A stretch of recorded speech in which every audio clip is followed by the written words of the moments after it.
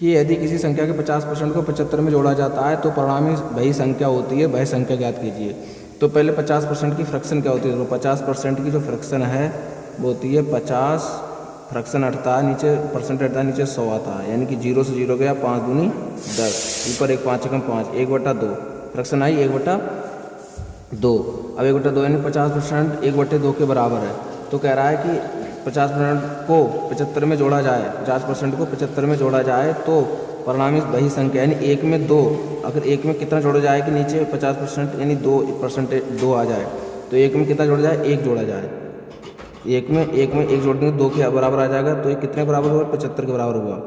तो जब 1 75 के बराबर है तो ये जो 2 है, ये 2 में ये 75 के बराबर होगा, तो 75 दूनी 150, तो वही संख्या कितनी आ गई, 150%, यही आंसर है। ठीक है। अब नेक्स्ट क्वेश्चन, नेक्स्ट कहना पेट्रोल की कीमत 15% बढ़ गई तो एक वाहन मालिक को पेट्रोल की खपत कितनी कम करनी चाहिए ताकि इस पर किए गए व्यय में वृद्धि ना हो।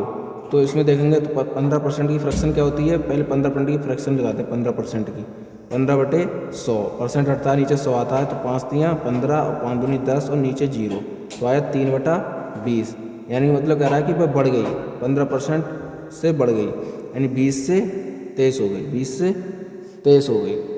तो ये क्या है, मूल, ये क्या है, मूल कितना है, 20 से 23 हो गया। तो खपत क्या होगी, तो खपत होगी, मूल के जस्ट उल्टी होती है खपत, यानी कि 23 से 20 हो गई। ठीक है। तो कितनी कम हो गई, ये कम हो गई, देखा जाए तो 3 कम हो गई, 23 से 20 3 कम हो गई। और ये कह रहा है हमारे को पेट्रोल की कितनी खपत कम करनी चाहिए ताकि इस पर किए गए व्यय का वृद्धि ना हो। तो 3 कम होगी किस पर, 23 पर, 3 कम हो गई 23 पर, और परसेंटेज मिलने के लिए 100 से क्या कराते हैं, गुणा।